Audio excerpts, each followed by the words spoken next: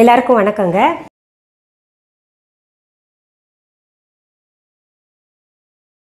உங்களுக்கு ஒரு புதுசா ஒரு சாம்பார் சொல்லி தர போறேன். சாம்பார் போங்க மேடம், எல்லாருக்கும் தெரியுமே, அதை போய் நீங்க சொல்லி தரீங்களா அப்படின்னு நினைப்பீங்க. இல்லைங்க, என்னுடைய ஸ்பெஷலுங்க அது. அதாவது பார்த்தீங்கன்னா, இந்த சாம்பார் நான் செஞ்சேன்னா வீட்டில் பவுலில் துளி கூட இருக்காது. அதுவும் எல்லாருக்கும் ஃபேவரட், எல்லாருக்கும் பிடிக்கும். என் வீட்டுக்காரனை பார்த்தீங்கன்னா எல்லாம் தேடி தேடி அது சாப்பிட்ருவாரு. என்னன்னு கேட்குறீங்களா? பாவக்காய் சாம்பாருங்க. என்ன பாவக்காய், ஐயோ கசக்குமே அப்படின்னு நினைக்கிறீங்க. கசக்காது. நான் செய்கிற பாவக்காய் சாம்பார் ரொம்ப ரொம்ப சுவையாக இருக்கும். அதாவது ஒரு பாவக்காய் துண்டு கூட மிச்சம் இருக்காது. என் பிள்ளைங்களும் சாப்பிடுவாங்க. குழந்தைங்களுக்கு பொதுவாக பிடிக்காது இல்லையா? என் பெரிய பொண்ணு பார்த்தீங்கன்னா குட்டி குழந்தையா இருக்கும் போதே பார்த்தீங்கன்னா அது விரும்பி தேடி தேடி சாப்பிடுவா. அவ்வளவு சுவையாக இருக்கும். அது செய்முறை எப்படின்னு பார்த்துடலாங்களா? அதுக்கு தேவையான பொருட்கள் என்னென்னு பார்த்துடலாங்களா? பாருங்க, பாவக்காய் 2 எடுத்திருக்கேன்.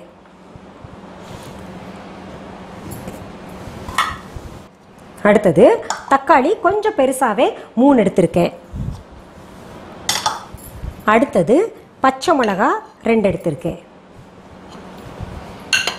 அடுத்தது கறிவேப்பிலை இலைகள் ஒரு 10-15. அடுத்தது பொடியா நறுக்கின கொத்தமல்லி இலைகள் 1 டேபிள் ஸ்பூன். அடுத்தது சின்ன வெங்காயம் 1க்கு 2 உரிச்சுக்கணுங்க. ஃபுல் தோல் எடுக்க வேண்டாம், உரிச்சிட்டு அது நல்லா அலசி வச்சுக்கலாம். அதுக்கு மெயின் துவரம் பருப்பு கிட்டத்தட்ட ஒரு 150 கிராம் எடுத்திருக்கேன். சின்ன ஒரு பாதி எலுமிச்சை அளவு புளி எடுத்து ஊற வச்சிருக்கேன். சாம்பார் தூள் 1.5 டீஸ்பூன். மிளகாய் தூள் 1 டீஸ்பூன். மஞ்சள் தூள் 1/2 டீஸ்பூன். பெருங்காயம் 1/2 டீஸ்பூன். மல்லித்தூள் 1.5 டீஸ்பூன். கடுகு 1 டீஸ்பூன்.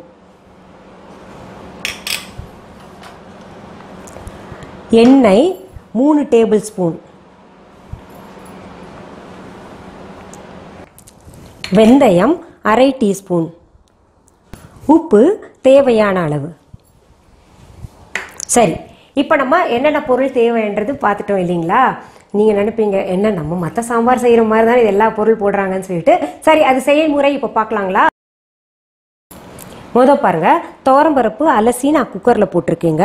அதில் என்ன பண்ணும், நம்ம இந்த வெங்காயத்தை போட்டுக்கலாம். முழுசாகவே அப்படியே போட்டுக்கோங்க. அதில் இந்த 2 பச்சை மிளகா இருக்கு இல்லையா, அதையும் போட்டுக்கலாம். அடுத்தது பார்த்தீங்கன்னா கறிவேப்பிலை இருக்கு இல்லையா, அதையும் போட்டுக்கலாம். கருவேப்பிலை தாளிக்கும் போது சுருட்டிக்கும், அதனால் நான் பார்த்தீங்கன்னா அது எண்ணெய் குடிச்சிருதுன்னு சொல்லிட்டு நான் அப்படியே பச்சையாக போட்டுப்பேன் இதுலேயே வேகும்போது. அடுத்தது வெந்தயம் போட்டுக்கலாங்க. 1/2 டீஸ்பூன் இருக்கு இல்லையா வெந்தயம், அதையும் போட்டுக்கலாம். அடுத்தது பெருங்காயத்தூள் போட்டுக்கலாம். 1/2 டீஸ்பூன் சொல்லியிருந்தேன், அதையும் போட்டுக்கலாம். அடுத்ததுங்க மஞ்சத்தூள். மஞ்சத்தூள் கொஞ்சம் போட்டிருக்கேன். 1/2 டீஸ்பூனில் ஒரு 1/4 டீஸ்பூன் போட்டிருக்கேன். அப்புறம் நம்ம தேவையான அளவு தண்ணி ஊற்றி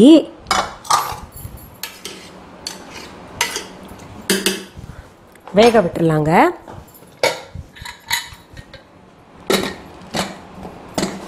அடுப்பில் வச்சிடலாம் நம்ம. இப்போ ரொம்ப முக்கியமானது அடுத்தது என்ன பண்ணுறோன்னா, இந்த பாவக்காய் இந்த குழம்புக்கு சுவை சேர்க்கிறது எப்படின்னா, நம்ம ஸ்லைஸ் எந்த அளவு இருக்கணும்னு பார்த்துக்கலாம். இந்த பாருங்க, ரொம்ப நைஸாகவும் இருக்கக்கூடாது, ரொம்ப தடியாகவும் இருக்கக்கூடாது, குண்டாகவும் இருக்கக்கூடாது. இந்த அளவு இருக்கணுங்க.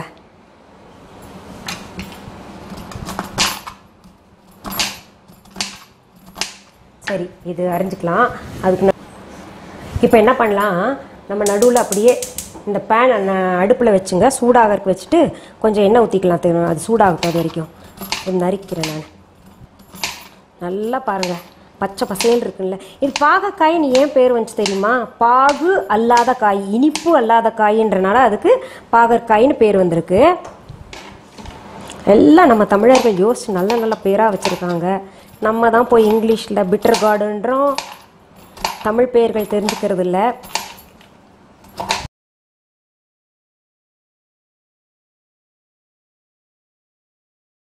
நம்ம நறுக்கிக்கிட்டோம். ஒரே அளவாக இருக்கும் எல்லாமே. நீங்கள் எடுத்தீங்கன்னா ஒரே அளவில் இருக்கணும். இப்போது அது பேன் வந்து சூடாயிருச்சுங்க. இதுக்கு கொஞ்சம் எண்ணெய் மட்டும் 3 டேபிள் ஸ்பூன் சொன்னேன் பார்த்தீங்களா? எதுக்குன்னா எல்லோரும் நீங்கள் சாம்பார் செய்யும்போது என்ன பண்ணுவீங்க, அந்த பாகக்காயை அப்படியே சாம்பாரில் சேர்த்துப்பாங்க டைரெக்டாக. அப்படி சேர்த்தாங்கன்னா தான் நமக்கு கசப்பு தன்மை கொடுக்கும். நம்ம இப்போ என்ன பண்ணோம், இந்த பாகக்காயை நம்ம தனியாக வதக்கி நல்லா ஃப்ரை பண்ணி வச்சுக்கணும்.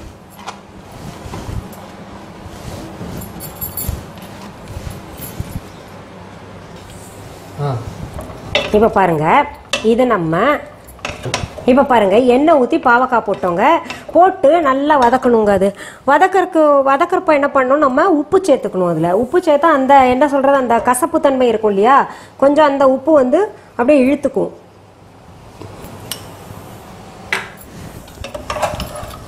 ஆனால் இது கொஞ்சம் பொறுமையாக செய்யணுங்க. சிம்மில் வச்சு தான் இந்த பாவக்காய் நல்லா வதக்கணும். நம்ம ஏனோ தானோன்னு செஞ்சோன்னா அப்புறம் ஏனோ தானோன்ற டேஸ்ட்டில் தான் வரும். நம்ம என்ன பண்ணலாம், அது வதக்கிற வரைக்கும் கொஞ்சம் அதுவும் வேகட்டும், இதுவும் வதங்கட்டும். மெதுவாக நம்ம சிம்மில் வச்சிடலாம். பொதுவாகவே நான் என்ன சொல்லுவேன், எல்லா காணொலியிலையும் தக்காளி வந்து அப்படியே போட மாட்டேன், துண்டுகளாக போட மாட்டேன், அரைச்சிருவேன்னு சொல்லிட்டு வேஸ்ட் ஆகக்கூடாது இல்லையா. அதனால் இன்னொன்று அந்த விதை வந்து நல்லா கல் ஃபார்ம் பண்ணுவோம், அந்த விதையும் நல்லா கூழ் மாதிரி அரைச்சிருவேன். அதனால் இப்போ தக்காளி நான் அரைச்சிக்கிறேங்க. இப்போ பாருங்கள், நம்ம பாவக்காய் போட்டப்போ நல்லா பச்சை பசேல்னு இருந்தது பார்த்தீங்களா. இப்போ அப்படியே கொஞ்சம் சுருங்கி போய் ஒரு மாதிரி எல்லோவும் மாறிட்டு வருது. ஒரு எல்லோவும், அதாவது மஞ்சளும் பச்சையும் கலந்தா எப்படி இருக்கும் அந்த நேரத்தில் வருது. இன்னும் கொஞ்சம் வதங்கணும், நம்ம அது வரைக்கும் காத்துட்ருக்கலாம். இப்போ பாருங்கள், நல்லா சுருட்டிக்கிட்டு ஒரு மாதிரி பழுப்பு நிறமாக மாறிட்டு நல்லா ஃப்ரை ஆகிருக்கு. இந்த பக்குவத்தில் தாங்க எடுக்கணும் நம்ம. இப்போ வந்து இந்த விதையெல்லாம் இருக்குது இல்லையா, விதையெல்லாம் பாருங்கள் ஒரு மாதிரி நல்லா ரோஸ்ட் ஆகிருக்கு. அதுவும் நமக்கு ஒரு அடையாளம். அப்புறம் இதெல்லாம் அந்த ஒரு மாதிரி தெரியுதா, எல்லோயிஷாக தெரியுதா, அது வரைக்கும் நம்ம வதக்கணும். இப்போ நம்ம இதை இறக்கி வச்சுக்கலாம்.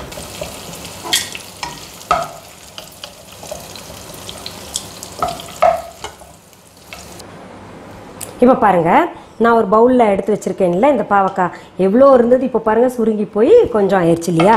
சரி, இது இப்போ நம்ம தனியாக வச்சுக்கலாம். இது என்ன பண்ணலாம், இது மறுபடியும் அடுப்பில் வச்சுங்க. இந்த எண்ணெயோடையே இன்னும் கொஞ்சம் எண்ணெய் போட்டுக்கலாம். தாளிக்கிறதுக்கு போதும், இவ்வளோ எண்ணெய் போட்டுங்க. அது சூடாகட்டும். நம்ம அதுக்குள்ளே இந்த குக்கரில் வேக வச்சோம் இல்லையா, இந்த குக்கரில் வேக வச்சதை திறந்து பார்க்கலாமா. விசில் போயிருக்கு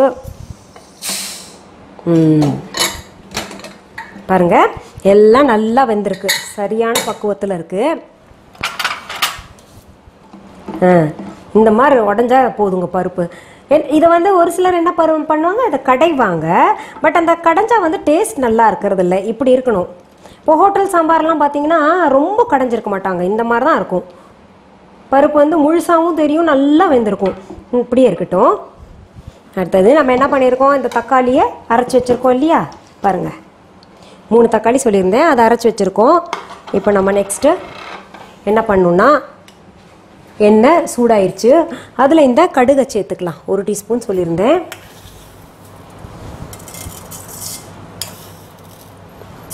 அதே எண்ணெய் தான் யூஸ் பண்ணியிருக்கேங்க, வேண்டாம் கொஞ்சம் நம்ம சேர்த்துக்கலாம். இன்னொன்றுங்க, பொதுவாக சொல்லுவாங்க சமைக்கும் போது பார்த்தீங்கன்னா பொரியல் ஒரு எண்ணெயில் சமைக்கணும். பொரியல் செய்கிறது வந்து தாளிக்கிறது தேங்காய் எண்ணெய் இல்லாட்டி நல்லெண்ணெய், அப்படி இது சாம்பார் ஒரு எண்ணெயில், அந்த மாதிரி குறிப்பிட்ட ஒரு நாளைக்கு சாப்பிட்றோம் ஒரு 2-3 வெரைட்டி செய்யணும்னா ஒவ்வொன்றும் ஒவ்வொரு எண்ணெயில் செய்யணும்னு சொல்லுவாங்க. ஒரே எண்ணெய் வந்து பயன்படுத்தக்கூடாது. ஒரே எண்ணெய்னா ரீயூஸ்டு நான் சொல்ல, ஒரே கைண்ட் ஆஃப் எண்ணெய் வந்து பயன்படுத்தக்கூடாது சமையலுக்குன்னு. இப்போ பாருங்கள், கடுகு பொரிஞ்சிருச்சு. இப்போ அடுத்தது என்ன பண்ணணும்னா, நம்ம அரைச்சி வச்சுருக்கோம் இல்லையா தக்காளி, அதை ஊற்றிக்கலாம்.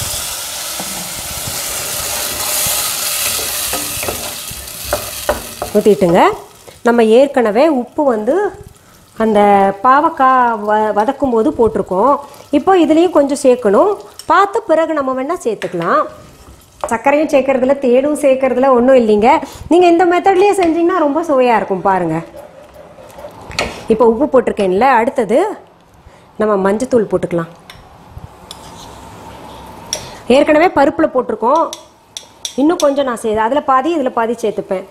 ஏன்னா மஞ்சத்தூள் வந்து நமக்கு கிருமி நாசினி அது ஒன்று, அப்புறம் வந்து வயிற்றில் இருக்கக்கூடிய புண்ணெல்லாம் ஆற்றிடும். எந்த ஒரு இருந்த கிருமிகள் இருந்தாலும் அழிச்சிரும் இல்லையா. கொஞ்சம் மஞ்சத்தூள் நான் வந்து கொஞ்சம் கூடுதலாகவே வழக்கத்தை விட பயன்படுத்துவேன்.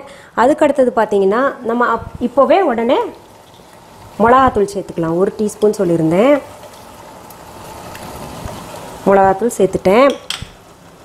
அடுத்தது மல்லித்தூள்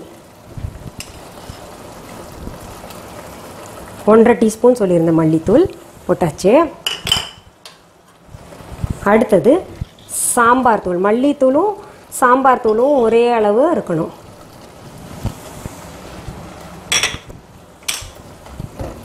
போட்டு நல்லா கிளறிடலாங்க. இப்போது நான் அடுத்தது அந்த பார்த்தீங்கன்னா அந்த கொத்தமல்லி இலைகளை சேர்க்குறேன்.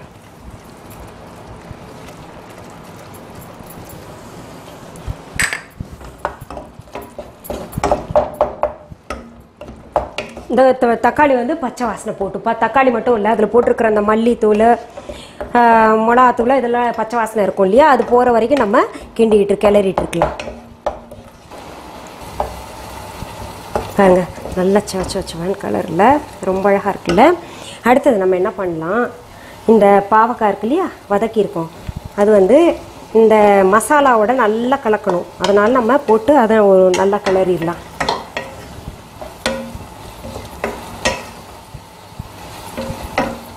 பாருங்க நல்லா அந்த மசாலாவோட மிக்ஸ் ஆகிடும். இப்படி இருக்கணும். கலந்த உடனே கொஞ்சம் நம்ம தண்ணி சேர்த்துக்கலாம்.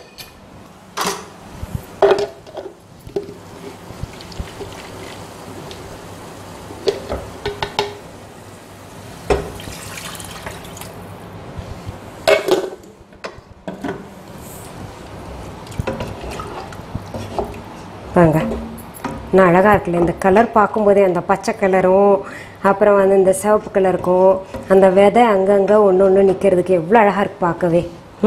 இந்த பருப்பு பாருங்கள் இப்படி இருக்கு இல்லையா, இந்த பருப்பை இதில் ஊற்றிக்கலாம்.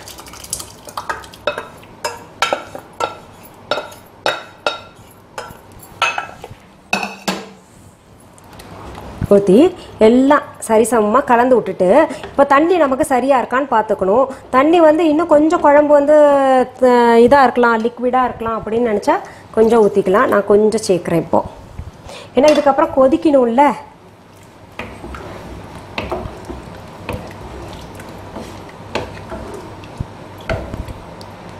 நம்ம அந்த பாவக்காய் நல்லா வெந்துருச்சுங்க. எந்த ஒரு காயும் போட்டு வேகறதுக்கு முன்னாடி நம்ம புளித்தண்ணி போடக்கூடாது. ஏன்னா புளித்தண்ணி போட்டோம்னா நம்ம எந்த காயும் சீக்கிரத்தில் வேகாது.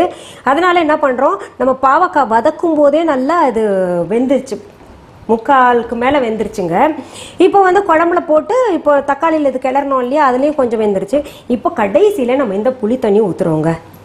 நான் புளி கரைச்சி வச்சுருக்கேன். கரைச்சி வச்சதை வந்து இதெல்லாம் ஃபுல்லாக ஊற்றிக்கலாம். ரொம்ப கொஞ்சம் தான் நான் புளி பயன்படுத்துவேன்.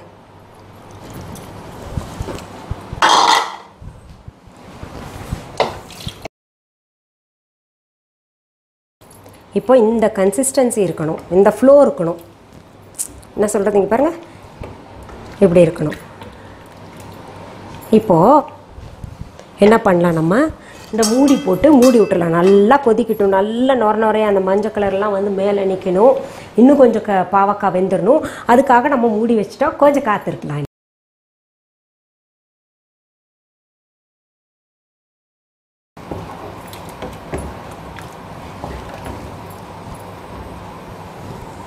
இப்போ பாருங்கள் நம்ம மூடி வச்சோம் இல்லையா, பாருங்கள் நல்லா அழகாக அந்த நான் சொன்னேன்ல மஞ்சளாக நுரையா இருக்கும்னு சொல்லிட்டு கொஞ்சம் கெட்டியும் ஆயிடுச்சு.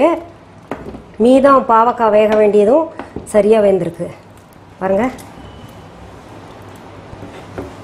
ஆஹா மனம், சுட சுட இட்லி செஞ்சு சாப்பிட்ணுங்க. இதை வச்சு அவ்வளோ டேஸ்ட்டாக இருக்கும். ஒரு சொட்டு நெய் விட்டுட்டோன்னு வைங்களேன், அடா அமிர்தம் மாதிரி இருக்கும். இப்போ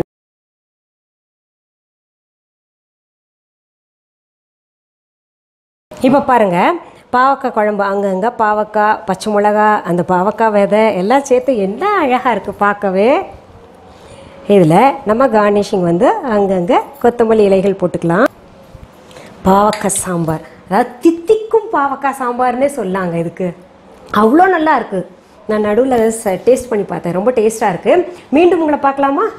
வணக்கம். அன்பான வாடிக்கையாளர்களே, உங்கள் விஹா ஸ்டோரில் பூஜை பொருட்கள், சிலைகள், ராசிக்கற்கள், வாஸ்து பொருட்கள், விதைகள், பாரம்பரிய அரிசி வகைகள், சிறுதானியங்கள், ஆர்கானிக் பொருட்கள், மூலிகை எண்ணெய், மளிகை பொருட்கள், மரச்செக்கு எண்ணெய், மரப்பொருட்கள், வெள்ளி ஆபரணங்கள், கிஃப்ட் ஆர்டிகல்ஸ், காட்டன் மற்றும் பட்டு புடவைகள், காட்டன் சுடிதார்கள், பட்டு பாவாடை, குழந்தைகளுக்கான விளையாட்டு பொருட்கள், ஹை குவாலிட்டி இமிடேஷன் நகைகள், வீட்டு உபயோக பொருட்கள், ஜூட் பேக்ஸ், ஹேண்ட்மேட் சோப்ஸ், அழகு சாதன பொருட்கள், சிறுதானிய பிஸ்கெட்டுகள், ஹோம் அப்ளையன்சஸ், இன்னும் பற்பல பொருட்கள் விற்பனைக்குள்ளது.